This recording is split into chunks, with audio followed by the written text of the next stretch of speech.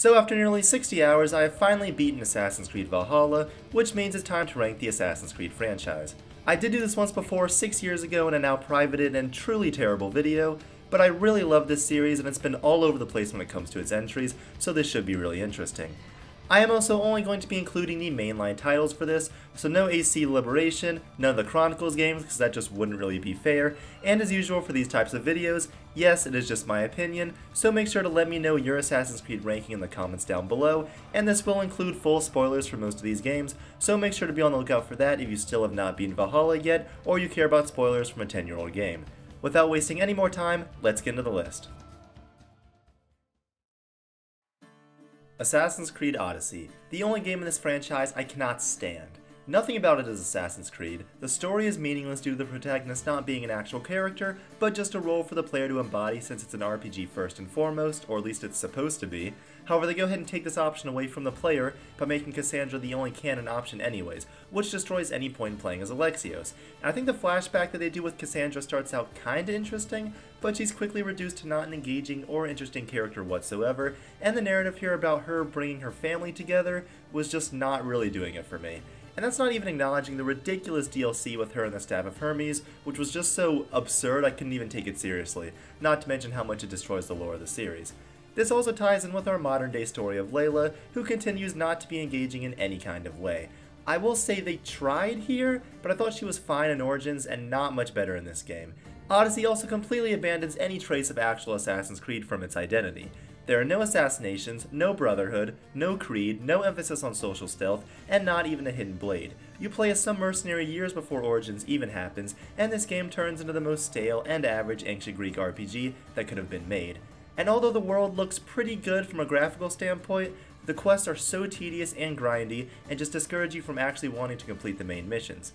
Not to mention the broken leveling system that forces you to grind more mindless side activities in order to complete the main story. The mercenary system doesn't encourage you to actually kill the targets, many of the dialogue choices don't have meaningful consequences, and I really just hate everything about this game, and it shouldn't even be included in this franchise. Assassin's Creed Syndicate, and at least this one is an actual Assassin's Creed game, kind of, but the story here is nothing special, and the entire game, even in 2015, just felt so tired. Our protagonists are kind of split here. Jacob is pretty unlikable and a constant stream of jokes that aren't funny whatsoever, but Evie on the other hand is actually a very pleasant addition that I wouldn't mind carrying her own game. But it seems like Ubisoft actually hates women, so I doubt that will ever happen. So while I do like Evie, she spends the entirety pretty much of this game just fixing Jacob's mistakes, which kinda limits the extent of her character. This also kinda applies to the gameplay, where the differences between Jacob and Evie aren't significant enough to keep the gameplay loop fresh. There aren't many memorable missions to keep you engaged throughout the game, and this whole experience just feels so bland, and for some reason everything just feels a little off. Not Unity levels of bugs or anything like that, just a little janky and not right. The setting doesn't suit Assassin's Creed whatsoever, which leads to always having to use the rope launcher to traverse buildings, which severely limits player control of parkour. The combat also feels sloppier than usual here. There's always weird like kinks and stuff with Assassin's Creed combat that kind of make it weird at some points, but especially in this game it just feels so off. The leveling system is sort of an evolution from Unity's, but it still feels like they didn't really know what they were doing. I will say I did have some fun doing stuff like hijacking carriages and driving them around like it's GTA, but I feel like that's the problem. It's too modern. The setting is the only thing about this game that's memorable, and it's not for a good reason. Besides that, the only highlight is Evie, who we will never hear from again, which just puts this game in an awkward position. Syndicate is just the most basic Assassin's Creed game with really nothing to offer, making it the least memorable entry in the series. Assassin's Creed Rogue, a Black Flag clone with a very shallow central narrative. I think most fans of the series would agree that a game where we finally get a Templar's perspective could be very cool, but this game really dropped the ball when it comes to that. Starting with our main character of Shay Cormac. I make my own luck. I make my own luck, Liam. How many times do I have to tell you, Liam? I make my own luck. Who is just not super compelling. And this game just scratches the surface when it comes to hitting on the philosophical differences between the Brotherhood and the Templars. There are a few scenes that almost get there, but never really to the extent of what's needed.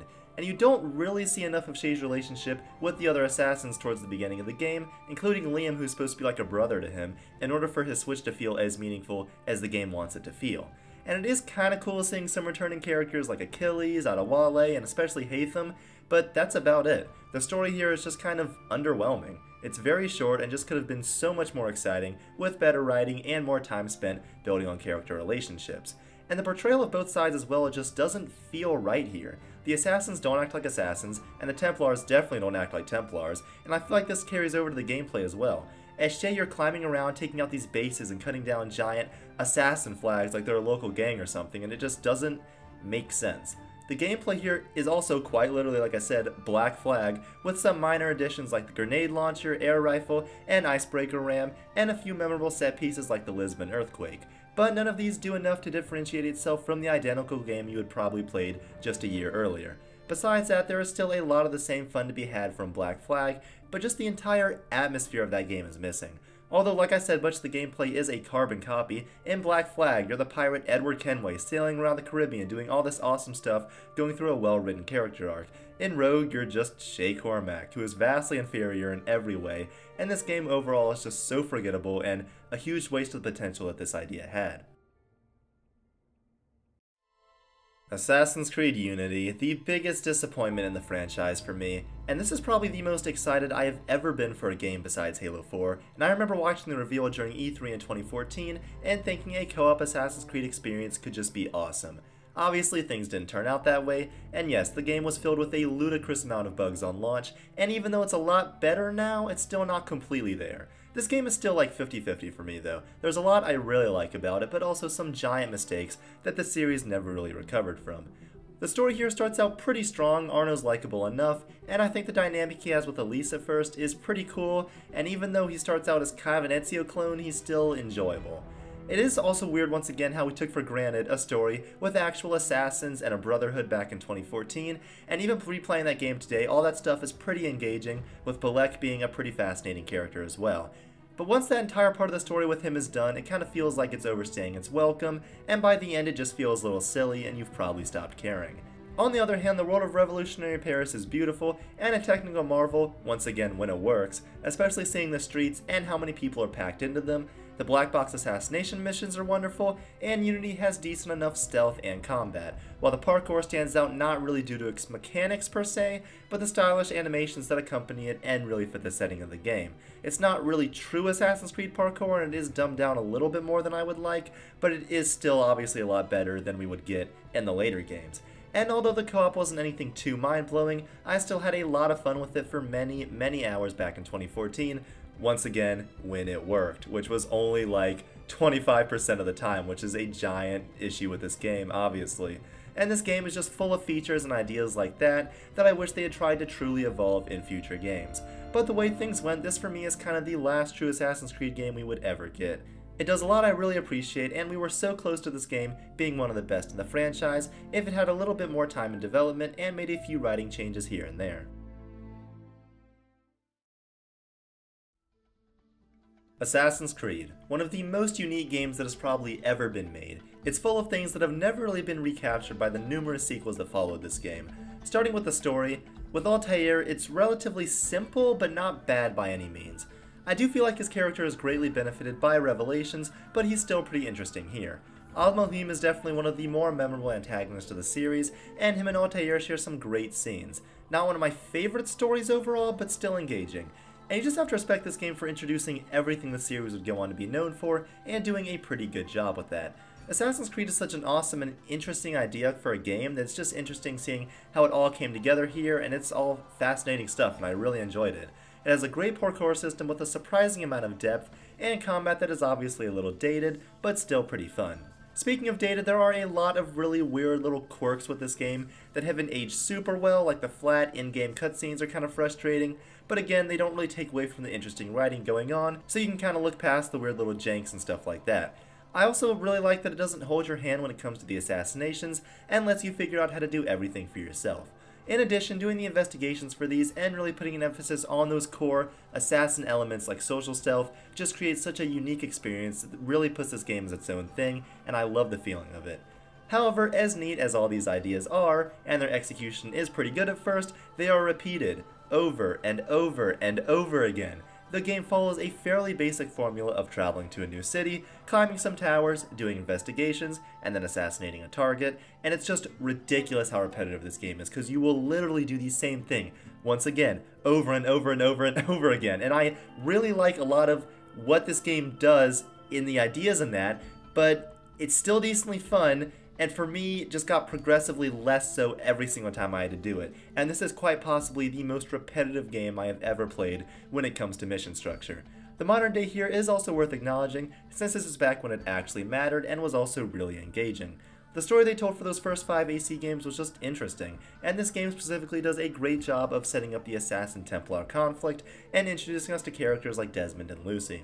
It also ends on a pretty big cliffhanger that gets you excited about where the story could go. So while I do really like this game, I cannot possibly put it any higher due to the repetitive mission structure of this first entry. Aside from that, this game did a phenomenal job of laying the groundwork for so many elements of this franchise, and even 14 years later, there has yet to be a game in this series that has captured the exact same feeling as this one. Assassin's Creed Valhalla. The newest entry in the series, and I really did not know where to put this, and initially had it a little bit higher on the list, but then decided to bring it down, and I think I'm happy on where it ended up. I do want to start with the narrative, but in order to do that, we have to discuss the structure of the game, which completely destroys the story they're trying to tell. The game, first of all, is way too long, and the arc system is structured in a way where it leaves the narrative feeling extremely fractured. You'll spend hours doing an arc that really has no bearing on the main plot whatsoever, and only feels like it's there to waste your time. So basically they took the meaningless side content from Assassin's Creed Odyssey and made it part of the mandatory story of this game. Meanwhile, take something like the Asgard arc, for example, which might I add is abysmal from a design standpoint. That's completely optional, even though it ends up being pretty important to understanding the main narrative. Just everything about it is a mess, and by the end, I don't think the story they decided to tell was really worth the journey I took at all. I thought it started out pretty strong with a great relationship between Sigurd and Eivor, but that slowly starts being pushed to the side as you spend hours and hours and hours on these side arcs that once again do not matter. And again, there's a struggle felt between trying to tell a compelling story for the protagonist of Eivor and giving the player choices, since once again it's supposed to be an RPG. Which, just like Odyssey, I guess female Eivor now is the only canon option, but in my playthrough I decided to play as male Eivor, and part of that really contributed to me liking the brotherly relationship between him and Sigurd. So I guess that's just void in the timeline now, I guess it just doesn't matter. And this game, for its main story, is just complete nonsense. During the 60 hours you spend playing, there is no through line when it comes to the moments, including the good and the bad ones. It's all just so disconnected. And for me, there was really only one arc that really stuck with me and that I thought was awesome, which was the villain arc. I thought that was pretty cool, kind of connected to AC3 in a pretty interesting way. But that bright spot still doesn't change the fact that everything about this game is just all over the place when it comes to the main story, and it makes the ending not only underwhelming, but logically disconnected from actions that have taken place throughout the rest of the game. That's not to say there aren't great moments throughout this extremely long journey, though. It is Darby writing the story after all, and you meet some insanely memorable and well-written characters. Combine this with some great conversations like the one between Eivor and Basim around the campfire, and seeing how the Templar Order was created by King Alfred, and it just frustrates me that this entire game could not have come together in a better way. The fact that our three main characters are reincarnations of Norse gods just did not work for me. In fact, it completely took away from the drama of the story, and I just don't really love how the Isu are treated in this game, especially when it comes to these three characters. I would have much rather a more personal journey about Eivor and Sigurd, who are a little bit more grounded, kind of just going through this Viking epic and dealing with the Pieces of Eden and the Hidden Ones and the Order of the Ancients, and just stuff like that. And I could go into a lot more about this story, and I might in a different video, but the narrative here just really disappointed me despite some brilliant moments of writing. And the same kind of applies with the modern day, where they definitely take some risks and do some cool things with the Animus and Layla and the stuff with Desmond that I thought were all really neat, and they also do some kind of interesting stuff like bringing Basim into the present day. Not like my favorite creative decisions in the world, but once again I thought they were semi-interesting, and I thought Darby made the most out of the bad situation that the previous two games put this one in. Aside from that, let's talk gameplay. It's average here. I like that there is kind of more emphasis put on the assassin elements like social stealth, and I do feel like I appreciate the combat more than most, since I found it pretty consistently fun throughout the game. Definitely better than Odyssey's for me. But when it comes to the apparent assassin elements, once again, quote unquote, that they said they introduced here, I feel like the game never really wants you to play in that way. If you're playing this game, Ubisoft wants you to play as a Viking, not an assassin, and you can tell. Silent assassinations always feel second to Viking combat, no matter how the player actually wants to play the game. Stealth isn't even worth acknowledging, and this game also has the same dumbed-down parkour system that has been here since Origins. That, combined with a surprisingly bland open world, turns this game into a chore to complete if you want to see how the story pans out. Also worth mentioning, no assassins. Again, oh my bad, we actually do get 2 assassins. Hytham is pretty cool even though he has nothing to do throughout the entirety of the game, and Bassam once again is really just Loki.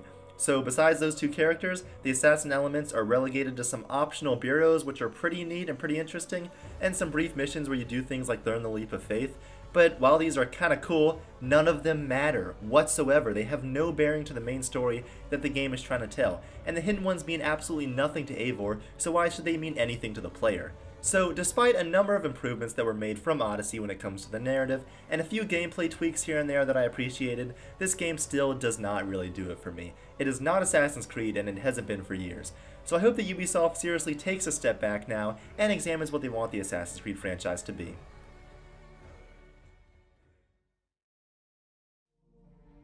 Assassin's Creed 3, a game that I really want to love, but as it stands right now, only sort of like. Starting with the central narrative being just okay. There's lots of potential, but the game starts you out playing as Haytham Kenway, and it never really reaches those heights again. And although this section admittedly is a little too long, it is vastly more interesting than much of the plot that would come after this. Then you get stuck with his son Connor, who starts off fine enough. Obviously we get to see him starting out as a kid and the stuff with his village, but throughout the story he doesn't grow in a meaningful enough way throughout the entire game. It feels like the bare minimum amount of character development that could possibly happen to a character over 23 years of their life. Not to mention the very odd performance keeps you from ever really connecting with our protagonist. Most of the narrative as well feels like it's way too focused on just showing off the American Revolution instead of telling an assassin story focused on Connor. Still, Haytham is a great character, and watching some of the conversations between him and Connor play out, like the one on the rooftop, is insanely interesting. And I just miss having games focused on a nuanced Assassin-Templar conflict, and it seems like we will never get that again. Aside from that, the new combat system in this game isn't my favorite, but still serviceable enough, with some very flashy animations, and same with parkour, where I don't think it really evolved properly, but I still don't despise it as much as some other people. This kind of applies to the setting of early America as well, which I don't really think works too well for Assassin's Creed. Assassin's Creed 3 also introduced plenty of new features such as some naval combat and hunting, but all of these feel like first steps here, and many of these features would be further improved upon in Black Flag. And I'm kinda conflicted on the modern day stuff in AC3. Part of me really likes going on actual missions as Desmond, but part of me also knows that the modern day was never really about that, and even when I originally played the game, I recognized that they got tiresome towards the end. That still doesn't change how awesome the moment is though when you finally get to use the apple in Vidic's office, and it's just a very cool scene. But yes, the ending was a little disappointing after the journey we've been on with Desmond over the past 4 games, but I've never really been completely outraged by it. So mainly this game is just alright. Fun enough to play with decent missions and an okay story with some great moments, but it stumbles in the journey of the main character and in introducing new gameplay mechanics that thankfully would go on to be improved in future games.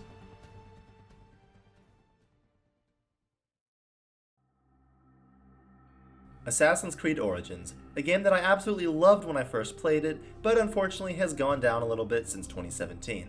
There are a lot of things I really love about Origins on its own, but it's hard to ignore how this led the way for the series to completely abandon its identity after this game. However, if you kind of look at it as its own experience, it's got a lot of really great stuff in it. Starting with our protagonist, Bayek. He is incredible. Easily one of the best in the series due to an insanely great performance, and getting this perspective of a different kind of main character who's a father and a husband is just really interesting. From that first cutscene with him and then the one with his son, I was hooked, and this just kept my attention until the very end of the game. And the story in this game I also really like. Not perfect, but pretty good. I love the relationship with him and Aya, and there are a number of really memorable and well-written scenes with them throughout the game.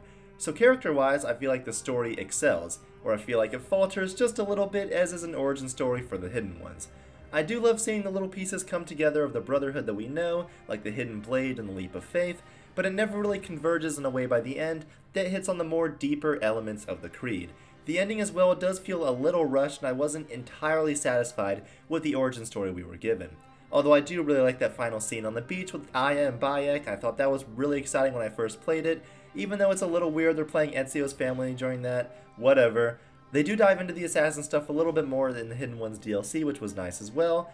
When it comes to the modern day, I appreciate them actually establishing a new protagonist in Layla, and once again, at least trying something here. And I think she's serviceable for this game, but again, seeing where her story goes in Odyssey, there's just not too much to grab your attention here. The main story for this game also doesn't really overstay its welcome, and doesn't have the needless grind and filler that the other two mythology games have. There's a number of memorable missions like the Hyena boss fight, Battle of the Nile, and defending Caesar on the chariot. Plus, the soundtrack for this game is awesome as well. The world of ancient Egypt was beautiful, and actually one of my favorites in the series, and I think the switch to Eagle Vision being an actual bird is pretty cool, and works for a game set in this era. So while that's all great, this game also started the turn towards AC becoming a full-on RPG. The terrible new parkour system is introduced here, which completely takes away from any control the player might have, and you can tell they were trying to nail down this new combat system, so it feels a little sluggish sometimes. The game also started to switch to more fantastical bosses and glowing swords and stuff like that, instead of a grounded historical adventure with science fiction elements in it. However, this game still isn't on the level of the next two, so it's not consumed with giving you a million new gear pieces to upgrade every mission. Besides your melee weapons, bow, and shield, that's about all the gear you'll be finding in the open world. And it's all just really hard to judge, since this game was sort of the beginning of the end for this series. It does make some of the same mistakes as Odyssey and Valhalla, but has a much better narrative that I kind of think helps prop it above those games. Plus, Bayek remains one of the best protagonists in the series, and if only he got in a sequel, he maybe could have made his way to number 1.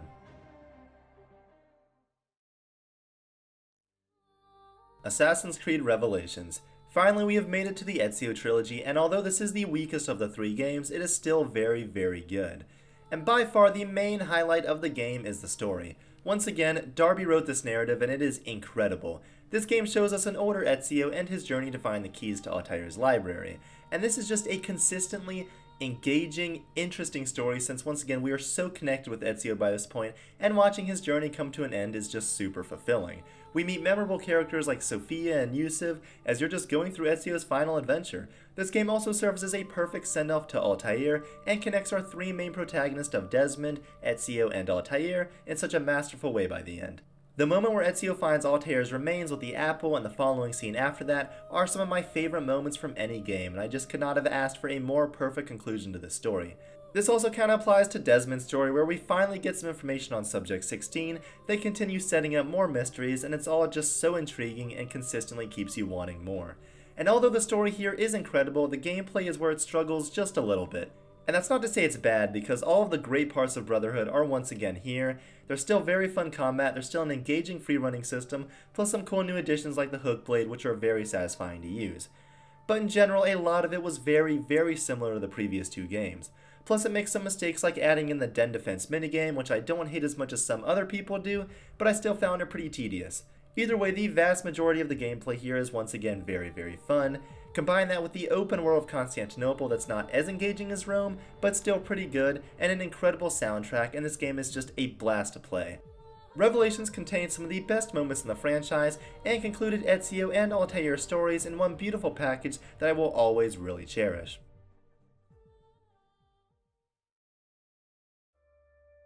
Assassin's Creed 2. The game that elevated this franchise into something truly special. Here we're introduced to one of the most notable characters in all of gaming, Ezio Auditore, and this tells his story from a reckless teenager into a wise and responsible member of the Brotherhood. This is pure Assassin's Creed and executed extremely well. Ezio's journey in AC2 is a classic origin story and told in about the best way you can. When we meet Ezio, yeah, he's charming, but he's also extremely flawed. Then his family is killed and his journey begins, and eventually moves past much more than a revenge quest. We get a memorable supporting cast including members of Ezio's family and our main antagonist of Rodrigo Borgia. And this game, just like the other 2 in the trilogy, is filled with some incredible, iconic moments like the title screen of the game, Ezio's free will speech, and when we finally meet Nisu. Which of course all of these were only emphasized by the ridiculously well-crafted soundtrack by Jesper Kyd. Ezio's family was so good that it literally became the series' main theme for the next 10 years. And this game just does such a good job of telling the story not only through the narrative missions, but through the open world as well. The setting is so much fun to run around in with well-designed and memorable cities like Venice and Florence, and the viewpoints that kind of function as fun climbing puzzles. When it comes to the gameplay, I feel like this took everything great about the first game and improved upon it. A parkour system that actually punishes the player when they make mistakes and rewards them for learning the ins and outs to a T, a combat system with a surprising amount of variety, and all of these together emphasize one thing: player control, and it makes you never want to put your controller down. The modern day here as well was also a huge step up from the first game. We get introduced to Sean and Rebecca, each with their own distinct and fun personalities, and we also finally get to see more of the bleeding effect as we practice free running, and I'll never forget the first time I got to the ending of AC2 and was finally able to use Hidden Blades as Desmond. Just all very cool stuff. In terms of negatives, I really don't have too many. Obviously, graphically, it's a little dated by today's standards, and I'm not a huge fan of the UI when it comes to the pulling up the map and just, in general, traversing between the different cities. And if the 2 DLC sequences are present in your playthrough, that kind of destroys the pacing towards the end of the game and makes it just a little bit too long. Aside from those, the word that comes to mind here is just iconic. The character, the story, the gameplay, the moments, the Creed, the music, it's all just beautifully done, incredible, and once again, truly transformed the series into a gaming staple.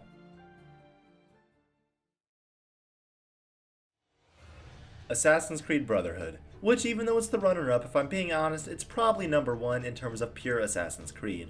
If AC2 took everything great about the first game and improved upon it, then AC Brotherhood perfected it, and managed to bring us a natural continuation of Ezio's character that built on AC2. This game condenses everything great that's come before into one amazing package, and I just love everything about it. The story here feels like a natural sequel to AC2, starting off with great moments like the initial attack and death of Ezio's uncle. It also directly builds off of the second game by questioning Ezio's actions at the end of AC2, and making Rodrigo's son Cesare the villain of this game, who is also a pretty suitable threat.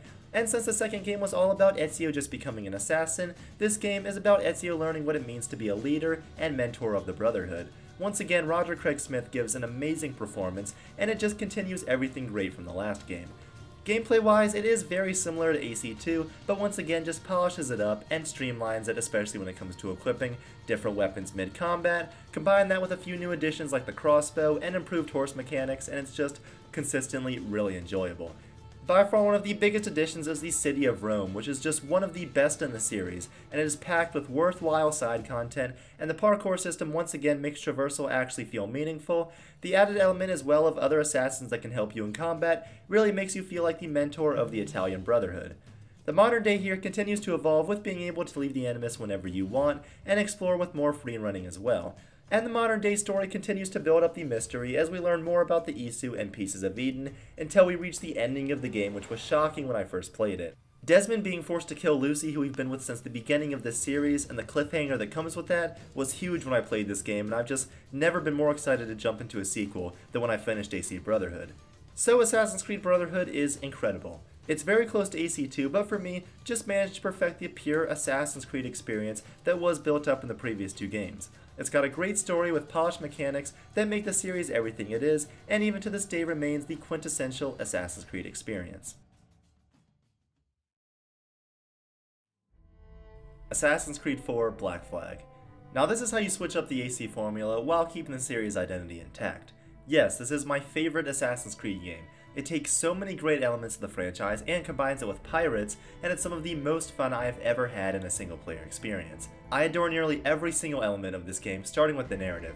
Just like in Revelations and parts of Valhalla, Darby's writing once again is on point here. He's just a phenomenal storyteller, and there's a reason most of the best stories of this series have his name on them. Black Flag follows Edward Kenway on his journey from selfish pirate, whose sole focus is gaining wealth and reputation, to an integral member of the Brotherhood who finds a greater, more selfless purpose in life. Even starting with him literally just killing an actual assassin and stealing his robes to pose as him, that's a great setup, and the game stays just as fascinating throughout. A lot of the story follows Edward just using the Assassin-Templar conflict to his advantage to try and claim whatever treasure can be found in the observatory, but thanks to the people he meets along the way, he learns how he can be a better man and even a father. Speaking of those people, Black Flag offers maybe the best supporting cast I have ever seen in a game. Adewale, Anne, Blackbeard, Mary, all incredibly memorable, likable, and worthwhile inclusions where you actually care when they die, but it's all in service to Edward's story. And I can't even mention standout scenes since it's just consistently, once again, great throughout, but I will touch on the ending. That final scene with Mary singing The Parting Glass, and Edward seeing everyone he's lost along the way as he goes to finally meet his daughter, absolute perfection, and the character of Edward is one of my favorites in fiction. It's hard to beat Ezio in terms of a pure assassin tale, but this is something different, and that's what I love about it. Let's talk gameplay. Black Flag carries over many of the systems from AC3 and improves on nearly all of them. Parkour feels a lot better here, and although it still doesn't really have the player control of the older games, it still feels like Assassin's Creed. Combat is okay. Once again, I don't love the AC3 inspired system, but it is still fun, and the finishing animations are just as satisfying as ever. I just wish it was a little bit more difficult and had a little bit more variety. But that's where most of my complaints end, because I do really love everything else. You of course spend a lot of time in Black Flag on the ocean sailing around in your ship, and this game has such a wonderful and unique atmosphere that I haven't seen in a game since. The world and lighting look beautiful even by today's standards, and just the feeling of sailing around and seeing other ships in the distance with your crew, spouting off sea shanties, and then being able to leave your ship whenever you want and swim to explore smaller islands, or boarding an enemy ship during an attack as you air assassinate its passengers, it's all just an amazing feeling and so different, and I just love it. Naval combat has also been completely overhauled since AC3, and this is one of the big things this game gets so right. It's just fun. It's a well thought out, polished combat system that never gets old. Appropriate sound design and musical cues and a really great soundtrack all contribute as well. It also helps that the world of Black Flag is phenomenal and easy to get lost in.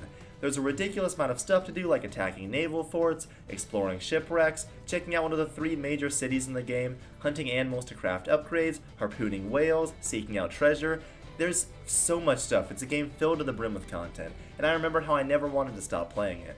It's just an all-around incredible experience that is so unique in the world of video games, and I think what I appreciate most about Black Flag is how it managed to deliver all this new stuff that was completely foreign to the series and still have the game retain its identity as an Assassin's Creed game. There's still an engaging story about an actual character whose entire journey in life is changed by the Assassin Order and the tenets of the Creed. There's still social stealth, there's still parkour that makes you think just a little bit, but there's also all this new stuff they introduce, and none of it ever takes you out of the experience like, say, fantasy weapons and monsters that belong in some other game series. In terms of negatives, I do have one kind of big one that I'm sure most people know. Yes, there are a ridiculous amount of tailing missions throughout the main story. They were kind of fun at first, but got extremely tiresome very quickly. And yeah, those missions are a bore. Also, the modern day still sucks here in the same way it does for this, and this. None of that changes the fact, though, that Black Flag is an incredible Assassin's Creed game. It shook up the AC formula with a number of great additions, and also told one of the best stories in the franchise with some phenomenal writing by Darby. It all just comes together as my favorite Assassin's Creed game, and one of my favorite games of all time. So guys, that is my list. This is something I've wanted to do for years now, and I'm so happy I was finally able to do it. Let me know what you guys think about my ranking, and what is your favorite Assassin's Creed game. In addition, what are you guys' thoughts on the path the series has gone down in the past few years, and what do you want to see in the next Assassin's Creed game? Let me know all that in the comments down below, and thank you guys for watching Majestic Gaming.